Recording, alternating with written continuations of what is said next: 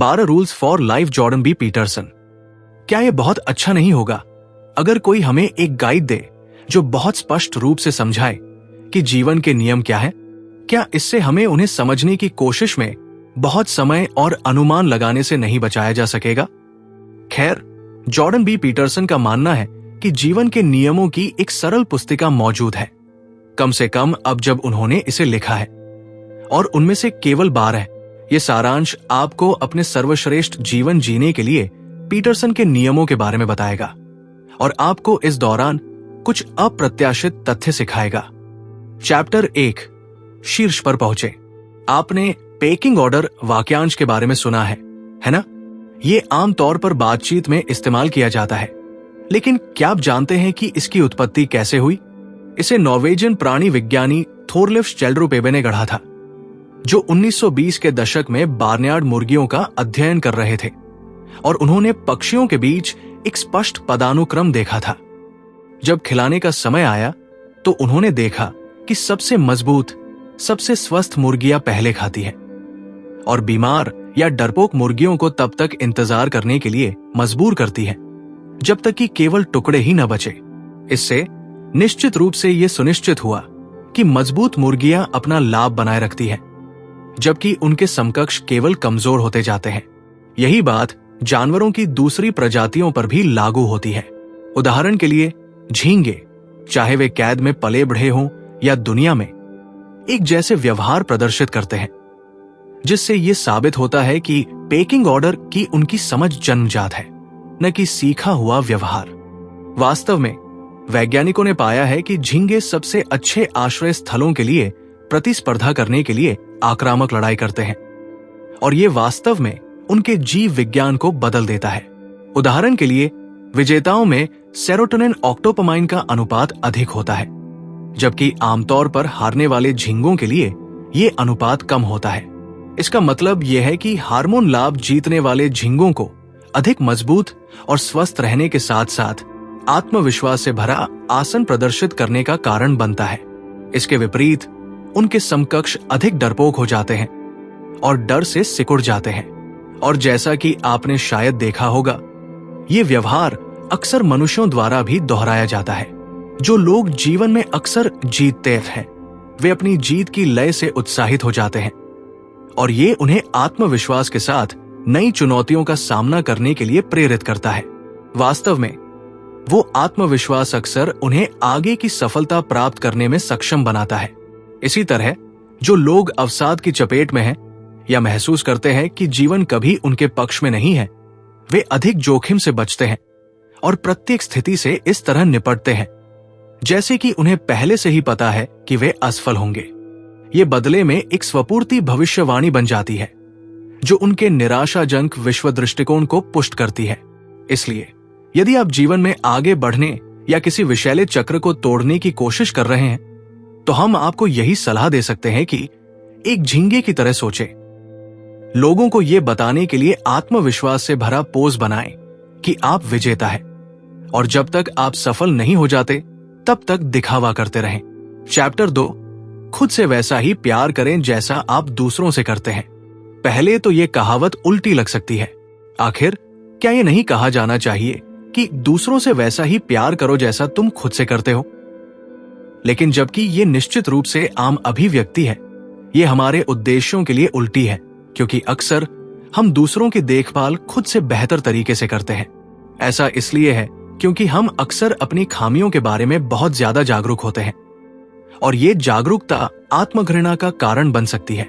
जब हम उन सभी कारणों पर विचार करते हैं जिनके कारण हम खुद को कमतर मानते हैं, तो हम आश्वस्त हो जाते हैं कि हम आत्म देखभाल, दयालुता या सकारात्मकता के लायक नहीं हैं। इस वजह से हम अपनी सारी सकारात्मक ऊर्जा उन लोगों पर केंद्रित करते हैं जिन्हें हम प्यार करते हैं, खासकर अपने साथी और पालतू जानवरों पर, और खुद को उतनी ही दयालुता देने की उपेक्षा करते हैं।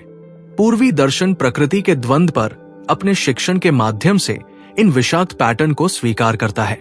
यिन यांग प्रतीक एक अंधेरे पक्ष और एक प्रकाश पक्ष का प्रतिनिधित्व करता है, जिसका अर्थ है कि प्रत्येक पक्ष में कम से कम दूसरे का संकेत होता है, और दोनों में से कोई भी दूसरे के बिना मौजूद नहीं हो सकता है।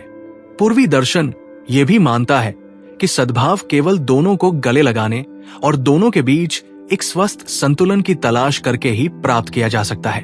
ये संतुलन चरम सीमाओं से बचकर प्राप्त किया जा सकता है, जैसा कि एक माता पिता और उनके बच्चे के उदाहरण से स्पष्ट होता है। मान लीजिए कि एक माता पिता अपने बच्चे के लिए केवल सबसे अच्छा चाहते हैं और उन्हें कुछ भी बुरा अनुभव करने से रोकना चाहते हैं। हालांकि अगर वे अपने बच्चे को बचाने में बहुत आगे निकल जाते हैं और इस तरह उन्हें दुनिया के बारे में जानने या नए अनुभवों की खोज करने से रोकते हैं, तो वे विपरीत चरम की ओर बढ़ रहे होंगे। नकारात्मक प्रभावों से सुरक्षित होने के बजाय उनका बच्चा बस दबा हुआ महसूस करेगा और स्वतंत्रता की भावना को पुनः प्राप्त करने के लिए अधिक चरम तरीकों से विद्रोह कर सकता है। इनमें से कोई भी चरम स्वस्थ नहीं है। इसलिए जब आप अपने जीवन में संतुलन की तलाश करते हैं, तो याद रखें कि अंधेरे पक्ष की ओर बहुत दूर न जाएं या पूर्णता के प्रयास में बहुत आगे न बढ़े। परिपूर्ण होना असंभव है और अराजकता अपरिहार्य है। इसलिए अपरिहार्य से लड़ने में अपना समय और ऊर्जा बर्बाद न करें। लेकिन यह भी महत्वपूर्ण है कि आप केवल उन चीजों पर ध्यान केंद्रित न करें जो आपको खुश करती है, जबकि केवल उन चीजों का पीछा करना अधिक मजेदार हो सकता है जो आपको अंदर से गर्म मधुर भावनाएं देती हैं। ये व्यक्तिगत विकास को भी बढ़ावा नहीं देगा। इसलिए इसके बजाय इस बात पर ध्यान केंद्रित करें कि आपके लिए सबसे अच्छा क्या है। ठीक उसी तरह जैसे एक प्यार करने वाला माता पिता अपने बच्चे के लिए सबसे अच्छा करता है। हो सकता है कि एक बच्चा अपनी सब्जियां खाना या समय पर सोना न चाहे, लेकिन उसके माता पिता ये सुनिश्चित करते हैं कि वे ऐसा करें क्योंकि ये उनके लिए स्वस्थ है। इसलिए अपने वयस्क जीवन में अपने जीवन के उद्देश्य और दिशा को पहचानें और फिर स्वस्थ निर्णय लें जो आपको उस लक्ष्य को प्राप्त करने में मदद करेंगे। चैप्टर 3, अपने दोस्तों को बुद्धिमानी से चुनें।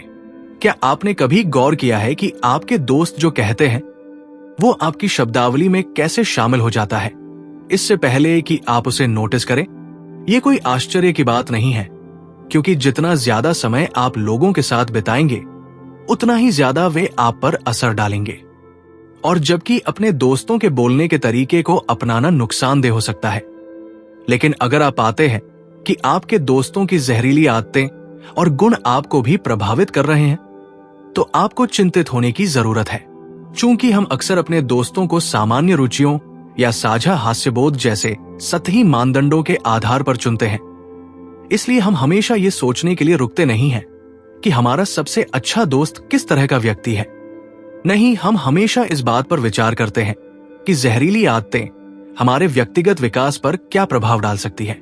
लेकिन नकारात्मक लोग और जीवन के बुरे फैसले सफल लोगों को नीचे गिराने की एक डरावनी क्षमता रखते हैं, और दुर्भाग्य से ये प्रभाव पेशेवर क्षेत्र में भी उतनी ही आसानी से हो सकता है जितना कि आपके व्यक्तिगत जीवन में। उदाहरण के लिए, कई प्रबंधक और प्रोफेसर सोचते हैं कि कम उपलब्धि वाले व्यक्ति को उच्च प्रदर्शन करने वालों के साथ समूह परियोजना में शामिल करने से उस व्यक्ति का विकास होगा और उसे अपने समकक्षों की सर्वोत्तम प्रथाओं का अनुकरण करने के लिए प्रोत्साहित किया जाएगा। हालांकि अध्ययनों से पता चला है कि विपरीत प्रभाव वास्तव में अधिक संभावना है और सफल टीम के साथ ही नकारात्मक प्रभाव से नीचे आ जाएंगे। और इसीलिए ये बहुत महत्वपूर्ण है कि हम अपने आप को सकारात्मक लोगों के साथ घेरें जो अपने जीवन में अच्छी आदतों को सक्रिय रूप से विकसित करते हैं। इसलिए याद रखें कि समझदारी का प्रयोग करना घमंडी या आलोचनात्मक होने के समान नहीं है। संभावित मित्रों को उनकी शैली या सामाजिक आर्थिक मतभेदों जैसे तुच्छ कारकों के कारण खारिज करने के बजाय आप सक्रिय रूप से ऐसे लोगों की तलाश कर रहे हैं जो सकारात्मक बदलाव लाने में आपकी मदद करेंगे। और ऐसी साझेदारी की खूबसूरती यह है कि यह पारस्परिक रूप से लाभकारी है। एक अच्छा दोस्त आपको आत्महत्या में डूबने या नकारात्मक आत्मचर्चा में शामिल होने की अनुमति नहीं देगा, और जब वे आपको विषाक्त व्यवहार विकसित करते देखेंगे तो वे आपको डांटेंगे, और बदले में आप उनके लिए भी ऐसा ही करेंगे, क्योंकि आप दोनों खुद को और अपने आसपास की दुनिया को बेहतर बनाने की कोशिश कर रहे हैं। आपकी दोस्ती सचमुच आप दोनों को अपने सबसे अद्भुत व्यक्तित्व बनने में मदद करेगी। इसलिए अपने दोस्तों को समझदारी से चुनें। चैप्टर 4, अपना सर्वश्रेष्ठ प्रदर्शन करें। आप कितनी बार खुद को दूसरों की सफलता के साथ अपनी सफलता की तुलना करते हुए पाते हैं? चाहे ये खुद को इस तरह के बयानों से बढ़ावा देने के इरादे से हो, अच्छा, कम से कम मैंने उससे बेहतर किया, या खुद को इस तरह की टिप्पणियों से हतोत्साहित करने के लिए कि मैं कभी भी उस पुरस्कार को नहीं जीत पाऊंगा जैसा उसने जीता। ये विचार पैटर्न विशाख से भी परे है। ऐसा इसलिए है क्योंकि तुलना प्रगति का हत्यारा है। इस प्रकार यहां यह स्पष्ट करना महत्वपूर्ण है कि तुलना और आत्मालोचना एक ही चीज नहीं है। आत्मालोचना एक हद तक स्वस्थ है क्योंकि यह आपको यथार्थवादी रूप से अपनी खामियों का जायजा लेने और उन क्षेत्रों की पहचान करने के लिए आमंत्रित करती है जहां आप सुधार कर सकते हैं। यही वो चीज है जो हमें एक उज्जवल, अधिक सफल भविष्य की दिशा में काम करने के लिए प्रेरित करती है। लेकिन आत्मालोचना तब बदसूरत हो जाती है जब इसे तुलना के चश्मे से विकृत किया जाता है, क्योंकि खुद से ये पूछने के बजाय कि हम अपने व्यक्तिगत सर्वश्रेष्ठ को बेहतर बनाने के लिए क्या कर सकते हैं, तुलना हमें दूसरों के मानकों से खुद को मापने के लिए प्रेरित करती है। ये विश्वदृष्टि वृद्धि के उन क्षणों को समाप्त कर देती है जो हमारे सफर को आकार देते हैं। हमारी प्रगति को सफलता या असफलता के काले और सफेद फिल्टर से बदल देते हैं। और अगर हमें लगता है कि हम दूसरों के बराबर नहीं हैं, तो हम तय करते हैं कि हम असफल हो गए हैं। लेकिन सच्चाई इससे ज्यादा दूर नहीं हो सकती, क्योंकि अगर हम एक कदम पीछे हटकर बड़ी तस्वीर देखें तो हम अपने जीवन के हर हिस्से को स्पष्ट रूप से देख पाएंगे और उन छोटे व्यक्तिगत मील के पत्थरों को स्वीकार कर पाएंगे जो व्यक्तियों के रूप में हमारे विकास को परिभाषित करते हैं। जरूर हो सकता है कि आपके सहकर्मी को आपकी जगह वो पदोन्नति मिली हो, लेकिन हो सकता है अपने करियर को प्राथमिकता देने के बजाय आप अपने परिवार के साथ अपने रिश्ते को विकसित कर रहे थे, क्योंकि यही आपके लिए सही था। इसलिए दूसरों से अपनी तुलना करना बंद करें और इसके बजाय अपनी पिछली उपलब्धियों के आधार पर खुद का मूल्यांकन करें। क्या आप आज कल से बेहतर हैं? क्या आप कल आज से बेहतर होना चाहते हैं? अगर जवाब हाँ है और ऐसा होना चाहिए, तो यही खुद को सही रास्ते पर रखने का रहस्य है। क्योंकि जब आप अपने वर्तमान की तुलना अपने अतीत से करते हैं, तो आप पहचान लेंगे कि आप उन तरीकों से बढ़ रहे हैं जो आपके लिए सही है और उस गति से जो आपको सबसे अच्छी लगती है। आप विकास के उन छोटे छोटे पलों को स्वीकार करने में सक्षम होंगे जो आपके सर्वश्रेष्ठ स्व के विकास के लिए महत्वपूर्ण है, और आप अपने जीवन के उन अनूठे पहलुओं की सराहना करने में सक्षम होंगे जो आपकी प्रगति को आपके लिए विशिष्ट बनाते हैं। इसलिए अपनी व्यक्तिगत प्रगति का मूल्यांकन केवल उन मानकों के आधार पर करें जो आपके लिए लागू है। और जब आप अपने विकास का जायजा लें, तो खुद को एक गृह निरीक्षक के रूप में सोचें। एक गृह निरीक्षक की तरह आप नीचे से ऊपर तक सब कुछ का विश्लेषण करेंगे, ये निर्धारित करते हुए कि कोई समस्या एक कॉस्मेटिक सुधार है या संरचनात्मक दोष। उन सभी चीजों की एक सूची बनाएं जिन्हें आपको सुधार की आवश्यकता है, और फिर उस पर हमला करें। अपने आप को उसी तरह से पुनर्निर्मित करें जैसे आप एक घर करते हैं। सबसे अच्छी बात यह है कि जब आप वो व्यक्ति बनने पर ध्यान केंद्रित करते हैं जो आपको बनना चाहिए, तो आपके पास दूसरों से अपनी तुलना करने के बारे में सोचने का समय नहीं होगा। चैप्टर 5, एक दयालु और जिम्मेदार बच्चे का पालन पोषण करें। अपने बच्चों की परवरिश का सही तरीका जीवन की सबसे बड़ी दुविधाओं में से एक है, और ये कई माता पिता को परेशान करता है क्योंकि वे इसे सही तरीके से करने के लिए संघर्ष करते हैं। क्योंकि हमारे बच्चे खाली स्लेट के रूप में दुनिया में आते हैं, हम अक्सर इस सवाल से स्तब्ध रह जाते हैं कि उन लोगों के बारे में क्या लिखें जो भविष्य की पीढ़ियों को प्रभावित करेंगे। नीबॉयर का सुझाव है कि इस प्रश्न का उत्तर देने के लिए शुरुआती बिंदु जन्मजात मानवीय आक्रामकता को स्वीकार करना है। हम सभी जानते हैं कि बच्चे एक दूसरे के साथ कितने बुरे व्यवहार कर सकते हैं।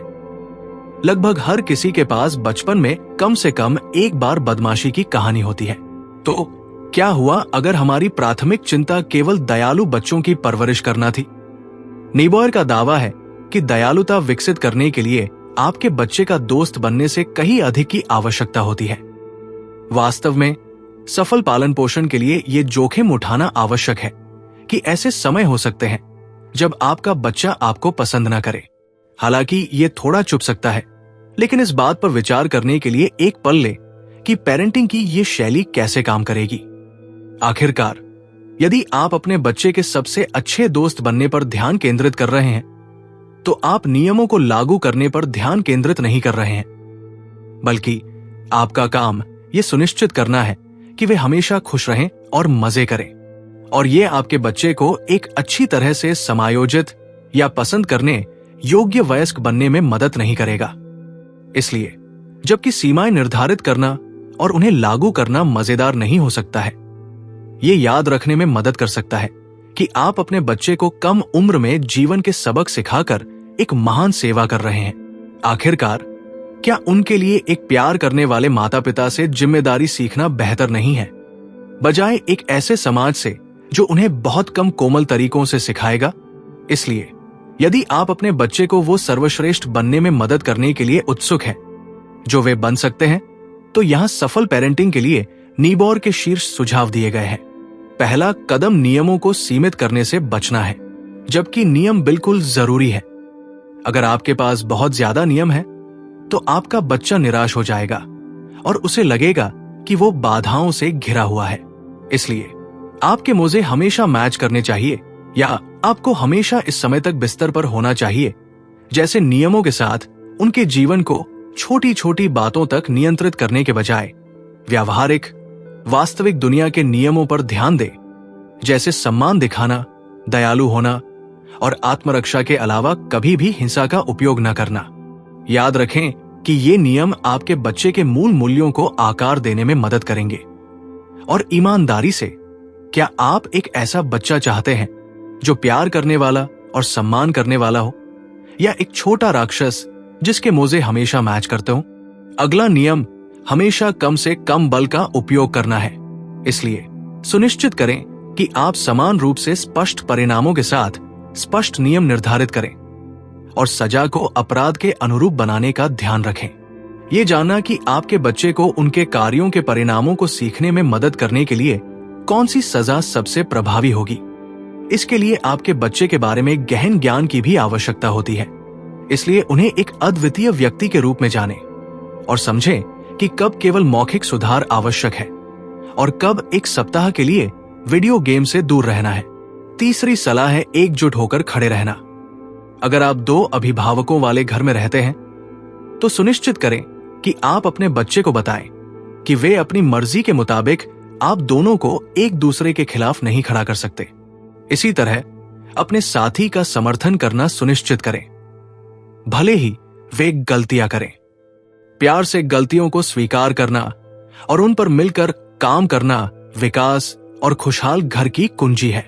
चैप्टर 6, जीवन उचित नहीं है, अच्छे लोगों के साथ बुरा क्यों होता है? ये जीवन के सदियों पुराने पीड़ादायक रहस्यों में से एक है और आज तक हम इसे सुलझा नहीं पाए हैं। अक्सर ऐसा इसलिए होता है क्योंकि अन्याय के लिए दूसरों को दोषी ठहराना आसान होता है, चाहे वो वैश्विक या व्यक्तिगत स्तर पर हो। हालांकि ये दुनिया की पीड़ा के लिए सही प्रतिक्रिया नहीं है और न ही निराशा में पड़ जाने का हमारा प्रलोभन। हालांकि ये दोनों प्रतिक्रियाएं लुभावना है, लेकिन एक स्वस्थ जीवन शैली को बनाए रखने के लिए अतिवादी प्रतिक्रियाओं से बचना जरूरी है। हालांकि प्रशंसित रूसी लेखक लियो टॉल्स्टॉय ने इसे उस तरह से नहीं देखा। वास्तव में उन्होंने सुझाव दिया कि दुनिया का अन्याय मानव मन पर इतना भारी है कि केवल 4 प्रतिक्रियाएं ही मान्य हो सकती हैं। उनकी परिभाषा के अनुसार ये प्रतिक्रियाएं बच्चों जैसी अज्ञानता, भोगवादी आनंद, आत्महत्या या इन सब के बावजूद संघर्ष करने का दृढ़ संकल्प शामिल थी। लेकिन क्या वाकई यही सब है? निश्चित रूप से अन्य लोगों ने भी इस निराशाजनक विश्वदृष्टि को अपनाया है, जैसा कि कई त्रासदियों से पता चलता है, जिसमें लोग सामूहिक स्कूल गोलीबारी के जरिए अपने साथ साथ दूसरों की जान लेने का फैसला करते हैं। जून 2016 तक आंकड़े बताते हैं कि साल के पिछले 1260 दिनों में संयुक्त राज्य अमेरिका में 1000 से ज्यादा गोलीबारी की घटनाएं हुई हैं। इनमें से हर मामले में शूटर ने अपनी जान लेने से पहले 4 या उससे ज्यादा लोगों को मार डाला था। लेकिन जबकि ये वाकई बहुत निराशाजनक खबर है, इससे हमें उम्मीद नहीं छोड़नी चाहिए या ये निष्कर्ष नहीं निकालना चाहिए कि मानवता स्वाभाविक रूप से बुरी है। उस सबक में पीटरसन के जीने के 6ठे नियम का समावेश है, जो लोगों को दुनिया की निंदा करने से पहले अपने जीवन और कार्यों की जिम्मेदारी लेने के लिए आमंत्रित करता है। रूसी लेखक अलेक्जेंडर सोलजेनित्सिन के दर्शन पर आधारित पीटरसन ने जोर देकर कहा कि जीवन की क्रूरता को अस्वीकार करना तब भी संभव है जब आपने इसे पहली बार देखा हो। यही बात सोलजेनित्सिन ने तब सीखी जब द्वितीय विश्व युद्ध के दौरान नाजियों के खिलाफ समर्पित लड़ाई के बाद युद्ध के समापन के बाद उन्हें अपने ही राज्य द्वारा कैद कर लिया गया था। आप सोच सकते हैं कि रूसी गुलाग में जीवन जितना बुरा हो सकता है उतना बुरा होगा, लेकिन सोलजेनित्सिन के लिए यह वास्तव में बदतर हो गया। अपनी सजा काटते समय उन्हें यह भी पता चला कि उन्हें कैंसर है। हालांकि इन सब के बावजूद सोलजेनित्सिन ने क्रोधित और कटु होने के प्रलोभन का विरोध किया। मानवता में अच्छाई पर ध्यान केंद्रित करने के बजाय उन्होंने जेल में अपना समय बिताया और अपने बचे हुए समय में कुछ सार्थक योगदान देने के अवसरों की तलाश की। उस मिशन में द गुलाग आर्किपेलागो नामक पुस्तक लिखना शामिल था, जो सोवियत नजरबंदी शिविरों का एक तीखा खुलासा था। इस पुस्तक ने न केवल सोलजेनित्सिन को जीवन में अतिरिक्त उद्देश्य दिया, बल्कि इसने स्टालिन के साम्यवाद के ब्रांड के लिए सार्वजनिक समर्थन को खत्म करने में भी महत्वपूर्ण भूमिका निभाई। चैप्टर 7, तुरंत संतुष्टि के बजाय त्याग की तलाश करें। क्या आपने कभी उस बंदर की कहानी सुनी है जिसका हाथ कुकी जार में फंस गया था? हालांकि उसका हाथ जार में फिट हो सकता था, लेकिन कुकी पकड़े हुए भी वो उसे वापस बाहर नहीं निकाल सकता था। इस वजह से बंदर को हार मानने और अपनी परेशानी से खुद को मुक्त करने या अपने ट्रीट को पकड़े रहने के बीच चयन करने के लिए मजबूर होना पड़ा। कहानी शिकारियों द्वारा बंदर को पकड़े जाने के साथ समाप्त होती है, जिसमें नैतिकता ये बताती है कि लालच एक जाल है जो हमें फंसाता है। संभावना है आपने शायद मनुष्यों में भी इसी तरह का व्यवहार देखा हो। जो हम चाहते हैं उसे पाने का प्रलोभन तब भी होता है जब इसके नकारात्मक परिणाम सामने आते हैं। ये एक बहुत ही सार्वभौमिक मानवीय अनुभव है, लेकिन उस इच्छा को पूरा करने से हम वास्तव में बेहतर इंसान नहीं बन जाते, है ना? दुर्भाग्य से ये जीवन का सबक हमारे पिछले अध्याय से जुड़ा हुआ है, क्योंकि अस्वस्थ विकल्प अक्सर निराशा के साइड इफेक्ट होते हैं। अगर हम दुनिया को उदास और दुखी मानते हैं तो हम स्वाभाविक रूप से किसी भी ऐसे सुख का पीछा करके अपने अवसाद को कम करने की कोशिश करते हैं जो हमारे अस्तित्व को और अधिक सहनीय बना देगा। ये अक्सर इस औचित्य की ओर ले जाता है कि अगर कोई चीज हमें खुश करती है तो वो गलत नहीं हो सकती है, और इस तरह का तर्क बहुत बुरे फैसलों का प्रवेश द्वार हो सकता है।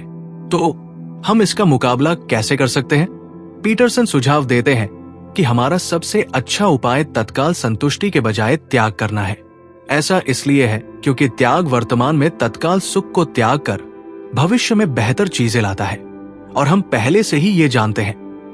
आखिरकार हम उन चीजों का त्याग करते हैं जो हम हर दिन काम पर जाने और जीविकोपार्जन के लिए करना चाहते हैं, लेकिन उस तरह का त्याग अभी भी व्यक्तिगत लाभ के लिए है, क्योंकि हम इसे अपने अस्तित्व को सुविधाजनक बनाने या बाद में छुट्टी मनाने के वादे के लिए बचत करने के लिए करते हैं।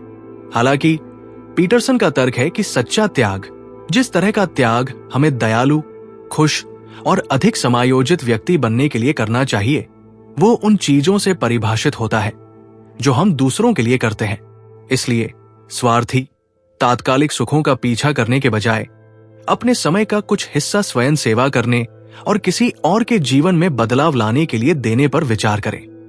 जब आप दुनिया में जो अच्छाई ला सकते हैं उस पर ध्यान केंद्रित करते हैं, तो आप अपने नकारात्मक विश्व दृष्टिकोण से विराम लेते हैं और खुद को सकारात्मक प्रभावों से प्रेरित होने देते हैं। आपको कमल के फूल को प्रेरणा के रूप में सोचना मददगार लग सकता है। ये पौधा कीचड़ भरी झील के तल पर अपना जीवन शुरू करता है और धीरे धीरे विकास की छोटी छोटी वृद्धि के साथ ऊपर की ओर बढ़ता है। जब तक कि ये पानी से बाहर निकलकर धूप में खिल नहीं जाता। आप दूसरों की भलाई के लिए बलिदान को प्राथमिकता देकर उसी तरह के विकास का अनुभव कर सकते हैं, क्योंकि निस्वार्थता न केवल आपके विश्व दृष्टिकोण को नया रूप देती है, बल्कि ये आपको एक बेहतर इंसान भी बनाती है। चैप्टर 8, झूठ बोलना बंद करें स्वयं से भी। हम सभी किसी न किसी तरह से खुद से झूठ बोलते हैं, चाहे खुद से ये कहना हो कि हम बिना किसी मेहनत के एक निश्चित लक्ष्य को प्राप्त करने जा रहे हैं, या अपनी कमियों के बारे में खुद को धोखा देना हो। हम सभी झूठे हैं। ऑस्ट्रियाई मनोवैज्ञानिक अल्फ्रेड एडलर ने इस आदत को जीवन झूठ कहा और इसे हम जो सोचते हैं कि हम चाहते हैं उसे पाने के लिए जो कुछ भी कहते और करते हैं के रूप में परिभाषित किया। हम जो सोचते हैं कि हम चाहते हैं का ये भेद महत्वपूर्ण है, क्योंकि ये इस तथ्य को स्वीकार करता है कि हम अक्सर खुद को उन चीजों की लालसा में फंसा लेते हैं जो अंततः हमारे लिए अच्छी नहीं होती है। यही बात खुद को ये समझाने की हमारी क्षमता के बारे में भी सच है कि हम पहले से ही वो सब कुछ जानते हैं जो हमें जानना चाहिए। ये एक बहुत ही कपटी झूठ है, क्योंकि अगर हम मान ले कि हमारे पास पहले से ही आत्म सुधार के लिए सही उपकरण है, तो हम सीखने और आगे बढ़ने की सारी इच्छा खो देते हैं। इसलिए पीटरसन का जीवन जीने का 8वां नियम है, झूठ बोलना बंद करें और खुद से सच बोलें। अपनी आत्म जागरूकता को बढ़ाएं और पहचानना सीखें कि आप कब खुद से कोई झूठ बोल रहे हैं और फिर इसे ठीक करने के लिए काम करें। अपने लक्ष्यों और अपने व्यक्तिगत सत्य को फिर से संरेखित करने से आपको अपने जीवन को फिर से पटरी पर लाने और अपनी प्रगति के बारे में ईमानदार होने में मदद मिल सकती है। चैप्टर 9, स्वस्थ बहस में भाग लें। अगर आप सोशल मीडिया पर कुछ भी समय बिताते हैं तो आप जानते होंगे कि ये अक्सर संघर्ष और तीखी आलोचना का केंद्र बन सकता है। लोग अक्सर बहुत जल्दी नाराज हो जाते हैं और इंटरनेट पर अनजान लोगों पर नफरत भरी बातें करके उन पर हमला कर देते हैं। दुर्भाग्य से ये व्यवहार हमारे समाज में बातचीत की स्थिति की विशेषता बन गया है और ये स्वस्थ बहस के अर्थ का एक पूर्ण रूप से विकृत रूप है। वास्तविक बातचीत में शामिल होने की अपनी क्षमता को पुनः प्राप्त करने के लिए प्राचीन यूनानी दार्शनिकों की सच्चाई पर वापस लौटना आवश्यक है, जिन्होंने समझा था कि किसी के विचार को सम्मानपूर्वक चुनौती देना उस व्यक्ति पर हमला करने के समान नहीं है। जीवन उलझन भरा हो सकता है और धरती पर हमारा अधिकांश समय ये पता लगाने में बर्बाद हो जाता है कि हमें क्या करना चाहिए और हम सही निर्णय कैसे ले सकते हैं। हालांकि जॉर्डन पीटरसन को उम्मीद है कि हम अतीत के सवालों और गलतियों से सीख सकते हैं और 12 सरल नियमों के माध्यम से अपना जीवन जी सकते हैं, जो अनुमान लगाने की प्रक्रिया को खत्म कर सकते हैं और हमें खुश कर सकते हैं। यदि आपको ये वीडियो उपयोगी लगा है तो कृपया हमारे चैनल को सब्सक्राइब करें और हमारे नए वीडियोस की अपडेट्स प्राप्त करें। धन्यवाद।